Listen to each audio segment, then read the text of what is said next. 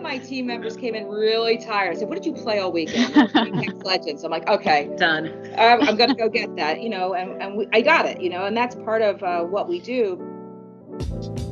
Why are Nike's Chunky Dunky sneakers selling for $6,000 on eBay? How did Mickey Mouse find his way onto a face mask? Exactly how did all that Stranger Things gear land in your shopping cart? We explore what makes you click buy on the products that stand out above the rest, thanks to a little thing called brand licensing. Welcome to the Licensing Mixtape, a podcast by License Global. Hello, and welcome to the Licensing Mixtape. I'm BB Wardak, content editor at License Global, here today with James Donert, content editor at License Global.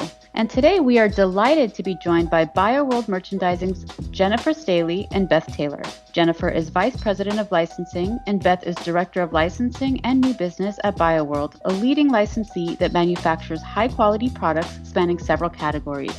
Jennifer and Beth, thank you so much for joining us today.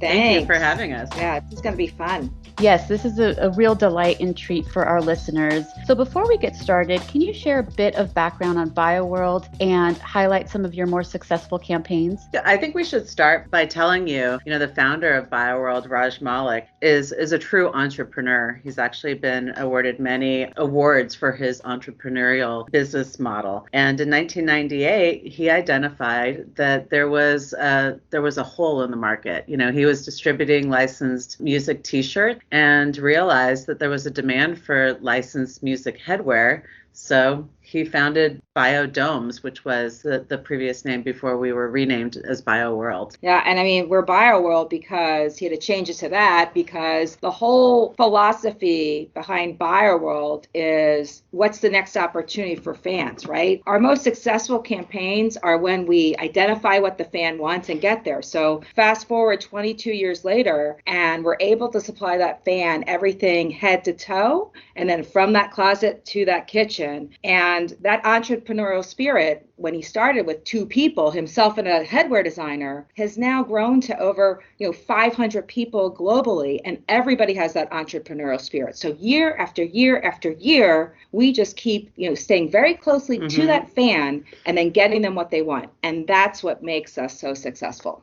So it sounds like fans are really at the core of everything you guys do. Can you kind of describe the idea behind your Fandom Forever approach and how you're staying connected with fans to ensure a successful collaboration? Absolutely. Fandom Forever for us is really about 24/7 engagement, right? So we're able to engage with them all day, all night through our direct-to-consumer brands. We have 4 of them. We have Dumb Good is our first brand that we launched in streetwear. We have Atsuko, which is very focused on the Japanese pop culture. We have Heroes and Villains. It's all about good versus evil. And then our newest brand is Graph Gaming. It's really these brands allowing us to interact with our fans for that amount of time. That's great. And the way we interact with them is several ways. We do exclusive content releases. When we release the content, we typically do a photo shoot and show off each item that we create. We also, engage them. We text them. We email them. We have an influencer community within each direct-to-consumer brand group that reaches millions of fans. So those fans will take a really cool shirt that they saw, like they saw an Eva shirt on Atsuko, and then they'll be on TikTok. So There's a lot of reposting through social media. It's absolutely. incredible. Our most active social media is Instagram. So it's 24/7. Wow, it sounds like you're really reaching the fans at all possible touch points, and that's pretty amazing, and that's probably speaks to your success. Since fandom is such a large, diverse community, depending on the property and depending on the category, how do you successfully adapt your campaigns and products targeted and geared towards specific fans and partners? The fans really tell us what they want, and we take that information in and collaborate really closely with our licensing partners so that we can take back to them something that they're asking for. We're closely listening to what they want, and as a result, we've had incredibly successful capsule launches, especially in the last 6 months. Beth has a great example of a recent one that we did on Atsuko. Yeah. Beth, you want to share that one? Absolutely. So Gundam, which is one of the biggest legacy properties in Japan, it's been on our list for 6 years now, and partnered with Crunchyroll to secure the the license in 2019, and we bought a head-to-toe lifestyle collection to market on Atsuko in July. It was our biggest launch ever with Had the over brand. 20 different products in the in the first launch. It was amazing. And you know what? The product types really ranged. Like we had a $120 windbreaker. We had $40 slides. Yeah, the slides were great. They did awesome. We had a $65 sling bag that was totally amazing. Fans were totally freaking out. And because of that, we were able to take that insight, and now you'll see it released at several retailers this year. We were originally planning to have a pop-up shop, but because we do conventions as well, but we will have that pop-up shop once we're able to again. But that's something else that we would have loved to do at cons. But this is just one of several examples that show how that direct-to-consumer, direct fan engagement helps us with our whole business formula into that retail space as well. It's really the first step for us in our omni-channel business model, which is really important now that a lot of consumer spending is shifting to online purchasing. We've been incredibly fortunate to have these sites already built and established. So we're just shifting more resources to support the increasing demand. You guys kind of already touched on this, but I'd really like to dig into sort of how you're able to keep up with sort of fast changing trends in fandom and how you're able to engage with fans to kind of keep up with what they're interested in. Well, I think we're unique in the fact that the BioWorld community, every employee here is a fan. That fan passion within our company has resulted in everybody across the company forming clubs that reflect their interests. So there's a gaming club, there's an anime club, there's even a Dungeons and Dragons club. And the employees themselves created the clubs because they wanted to participate. So they set the date, they set a meeting, people from across the company come together from the warehouse, production, sales, marketing, brand team, and they have their own meetings to talk about ideas. And maybe it's even just to watch an episode of something that everyone's talking about. And then they bring all that information to us so that we can apply it to our business. Yeah, I mean, it's really unbelievable, the passion engagement that we have from the team. I mean, that too is round the clock. For example, like we always know what to chase because I'll be like, what were you up playing all night? Yeah. I'm tired. One of my team members came in really tired. I said, what did you play all weekend? Apex Legends. I'm like, okay, done. I'm going to go get that, I got it, and that's part of what we do. But, the other thing that's fun here is that, because we all love what we do, we never really realize we're working. And one of our new hires, I love this story. Yeah, it's really funny. We go to several conventions and we need our staffs to man the booths, whether it's the Atsuko booth or the Graph booth or the Dumb Good booth. So, we put the team together and one of the employees came to us and said, should I take some PTO, some paid time off? We're like, what? You're going to be working. But you know what? It doesn't even feel like work. They have so much fun, just working the booth. They're just honored that they're going to have 2 hours to be at this con, to go around and buy stuff with their $100 that they brought with them. Yeah, they don't care that they're working another 10 hours for the 2 hours that they roam the cons. But, it's incredible, the passion that the team has. And, they want to do it. Yeah. I mean, and the dedication and commitment. Like there's, I've worked at several places and like BioWorld has that. And that is a big part of our success. Yeah, it definitely sounds like your employees all over the map. It's just a passion project for them. And it's just taps into that authenticity that really translates into the consumer products. Yeah, good way to put it. So another thing that kind of sets you guys apart, I think, is your customization with products. Can you talk about why customization is so important and how it adds to your success? It's really unique to BioWorld.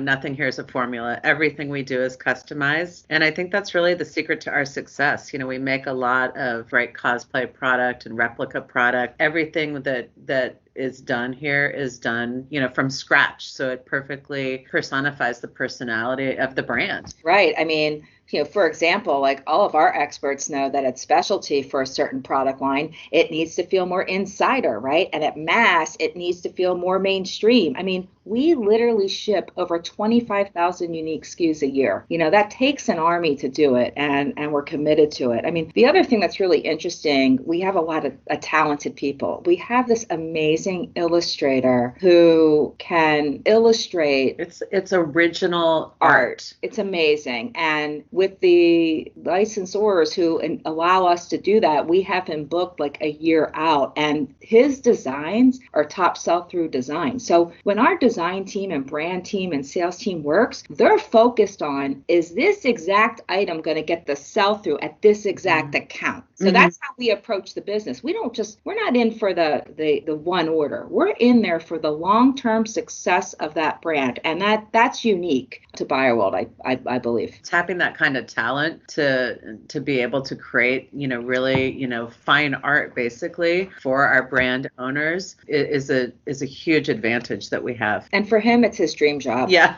I mean, he knew that he would be able to illustrate, some of his favorite, characters, that he grew up with in his life. And that's what he gets to do day in and day out. So he just loves what he does. And that translates so successfully, tapping talent that are really genuinely interested and genuinely fans, and then translating your products to the insider and to mainstream. I think it's just absolutely phenomenal. BioWorld is also particularly successful with its direct-to-consumer brands. What ultimately drives your success in D2C?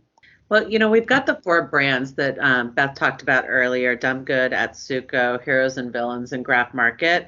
And, we've been working on these brands for several years, as we mentioned. And it's really about having the licensing roster to be able to put enough content on these sites, and then to be able to run them. The machinery and the technology and the investment on our part to support these sites is a huge investment for the company. Absolutely. And you need to hire experts, right? So now we're at the point where, we are actively acquiring new customers. I mean, you can't just build a brand and think customers are just going to show up, right? Right. That doesn't work that way. So part of the investment, the way we market to them, of course, once we're able to do physical cons again, we'll continue with that. Right. But, the other way is we're doing paid social media advertising. So we have acquisition managers managing each of the brands. And you know what? We want to retain our loyal fans. So we have a retention manager. So those programs, that loyalty program is in place. So we never lose them. And every day we get a report card on these brands. So if we need to pivot, right, like we pivoted on Gundam because Gundam was so hot, we now have another launch behind it that just came out yesterday, So once we see something working, like we Apex, can react. Exactly. Apex Legends is blowing up on the Graph Gaming site. We are working very closely with Respawn to figure out what's the next thing we're going to bring to market. And now we're changing our plans around to react to that. And then at the same time, of course, I'll go to retail and say, hey guys, this is our number one game on the site. You guys need to place this in our retail account. So you can't scale these sites without the infrastructure. Yeah. I think that's really important. And we've put the resources in place and the technology in place to be able to do that on a global scale. One of the things that was really interesting is you mentioned how the D2C feeds into the retail. So you can be like, hey, these things are selling really well on DTC and they should be in retail. Can you talk a little bit more about just how you're able to share these trends with partners and work with them so closely to make sure they're on top of everything? Yeah, absolutely. We have a large team of our in-house sales team. Each account, Walmart, Hot Topic, Spencer's, every account, I don't need to list them all, has their own sales team. Every Tuesday, we have a sales meeting for retail and we have a sales meeting for direct to consumer. So basically, we're able to get on that sales team call and share the insights. Yeah. So the same thing happened on Graph with Animal Crossing. We said, listen, Animal Crossing is blowing up. Nobody wanted Animal Crossing until we launched it in March. Then everybody wanted Animal Crossing and we chased it and we communicated in that meeting the results. Same thing if something happens on Dumb Good, if something happens in anime, like last week we communicated that, the top 10 animes that we should consider at retail. And what's happening right now, our salespeople take that information and they talk to their account because all they do is work on the Walmart account. So they're able to talk to that Walmart buyer day in and day out. Same with the Hot Topic buyers, same with the Kohl's buyers, same with the Urban Outfitters buyer. It speaks really to the expertise you guys even have in fandom where you guys are experts at what you do. And I think that's really kind of driving your success in different ways. the decisions we're making on what properties to acquire is coming from our entire team, within these genres. And even if retail's not ready, we're taking a position on them. And, years ago, we actually started our whole direct-to-consumer brands because we saw this coming. So we are now in a very good position to support the market demands. Well, and we really look to hire people that are interested in the genres that we're working on. So when we interview people, we have some unique questions that maybe an interviewee wouldn't have in any other interview, where we want to know, what was the last movie you saw, or what's your favorite video game, or what do you read when you're not working? Those answers to us are probably more important than anything else. I would agree. I mean, a lot of times I'll hear what titles they're interested in. I'll be like, they're hired. I right on the spot. I mean, I've done that a couple times, and honestly, it's worked out for us. That's been our best hiring, actually. And we have all those people here with us today. When we really started focusing on that, that's where we build our long-term infrastructure on the brand team side. Yeah, and one of our employees, one of our brand managers for gaming, was thrilled to be able to tell his mom that he got a job because of his video game skills. I know. We were just talking about how video games don't have the best rap, but if you really think about it, they do. They're huge, especially in 2020. They drive great consumer products programs. And I think that's really where BioWorld shines and really stands ahead of the pack, because you do, as a company, you employ people that are genuine, authentic fans of the properties that you work with and represent. It's a proactive and very tapped in, very genuine, authentic translation into your consumer products. And that's why your Fandom Forever approach is doing so well. I couldn't have said it better myself. Yeah. You guys mentioned Animal Crossing. I've been playing that a lot, staying at home with COVID and everything. I'm kind of wondering, from a business perspective with you guys, has COVID-19 sort of impacted the business? Has it shifted you guys more towards e-commerce? It's definitely tested our agility and our infrastructure with the consumer spending shifting to e-com. We shifted resources to support that. And, that's been great that we've been able to pivot and be ready. Yeah, I mean, it's not just the resource piece. You have to have the built-in infrastructure. So the other thing we have is in our Texas warehouse, we have over 6,000 unique SKUs. So a lot of retailers had to adjust, and they could just do online. So they can only take, they couldn't meet minimum order quantities, so they could just buy out of our inventory. That certainly helped us. And then, retailers were also able to, expand their world on tops and bottoms. And we were able to fulfill that because we have print on demand machinery, and we have an ownership position on blank tops and bottoms. So, because that infrastructure was already in place, we were able to do that. And this is really unique to BioWorld. Yeah. A lot of our other, industry, a lot of vendors in the industry were not able to react that way. Yeah. And then the other piece that we were able to pull off because of our global infrastructure and the demand, we were able to ship over, 18 million masks in 18 days. I mean, that is not this easy feat. And for the licensors we had to deliver for with, the requirements they have, that really says a lot. And to someone like Walmart, who was a part of that, their requirements are very high. So you have to have certain infrastructure in place to support that. Right. It's not for the mask example, it wasn't just about delivering the masks. It was about defining the proper specs, quality, testing for breathability. There was a lot involved that happened within those 18 days, not to mention the actual production and logistics piece. So, our team really pulled together, formed a task force, and incredibly delivered the goods that everyone needs. There was a huge demand. You really are a remarkable, shining example of pivoting while we're in the throes of major transformation, as we all have in 2020. How do you see the licensing industry evolving, moving into 2021 and post-COVID from your perspective? I think there's going to be interest in some new product areas, right? There's a bigger focus on comfort. Obviously, there's a need for wellness and protection products. People are looking for home goods more than ever since they're at home all the time. And then there's this concept of the office or the school on the go. Right. Like for our backpacks, now, we're placing for next year, in the kids' bags, now kids' bags need to hold some type of laptop, right? And even adults, like they're going from room to room in their house. So they have to have a mobile desk backpack. So we redesigned our bags to fit this lifestyle, right? I mean, the military basically already has this done. So we just kind of took what the military was doing, and applied it. It's working.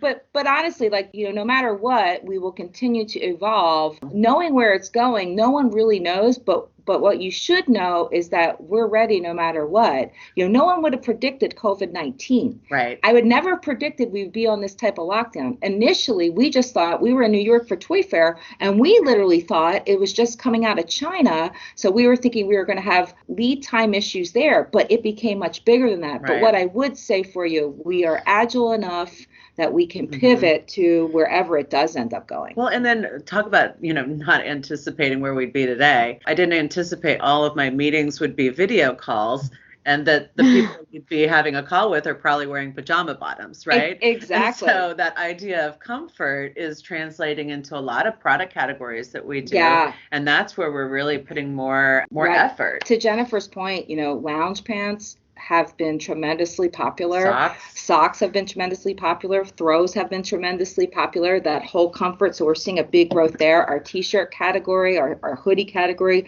those are continuing to grow. And oh, by the way, people want to be a little bit more fashion forward with their masks, right? Because they don't just want to wear, a white mask or the blue mask. They want it to coordinate with their outfit, or they want their favorite brand. And I think you're going to see an evolution of more fashionable masks and more silhouettes. I would call it face coverings, not just masks. Yeah, that's exactly right. Absolutely. In our August 2020 issue, we highlighted a lot of BioWorld's wins and successes in this space with an interview with Jason Mays, kind of highlighting the growth of athleisure, loungewear, casual wear, and your face masks. So, I mean, you're doing a phenomenal job in that space, ahead of the curve, leading the pack. So you're absolutely right, and that's probably going to continue on in the next few months and into 2021. Yeah, I agree. As long as there is a health concern, there will be masks. So, we're going to continue to, develop the product line, not just of masks, as Beth said.